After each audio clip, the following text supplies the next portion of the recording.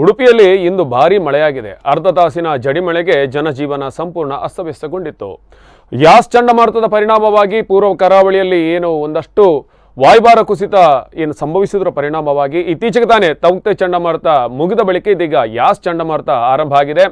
ಬೆಳಗಿನ ಕೋವಿಡ್ ನಿಯಮಗಳಿವೆ. 6 ಗಂಟೆಯಿಂದ 10 ಗಂಟೆವರೆಗೆ ಅಗತ್ಯ ವಸ್ತುಗಳನ್ನು ಖರೀದಿ ಮಾಡೋಕೆ ಒಂದು ಆದೇಶ ನೀಡಲಾಗಿತ್ತು ಅಥವಾ ಅವಕಾಶವನ್ನು ನೀಡಲಾಗಿತ್ತು. ಇದು ಇಂದು ಬೆಳಿಗ್ಗೆ ಜನಜೀವನ ಅಸ್ತವ್ಯಸ್ತಗೊಳಿಸುವ ಕಾರಣ ಇದೇ ಆಗಿತ್ತು. ಯಾಕೆಂದರೆ ಬೆಳಿಗ್ಗೆ ಅಗತ್ಯ ವಸ್ತುಗಳನ್ನು ಖರೀದಿ ಮಾಡೋದಕ್ಕೆ ಎಲ್ಲ ಜನ ಪೇಟೆಗೆ ಬಂದಿದ್ರು. ಆದರೆ ಅದೇ ಹೊತ್ತಿಗೆ ಸುರಿದಂತಹ ಭಾರಿ ಮಳೆ ಜನರಿಗೆ ಬಹಳ ಸಮಸ್ಯೆಯನ್ನು ಉಂಟು ಮಾಡಿತು ಅಂತಲೇ ಹೇಳ್ಬೋದು.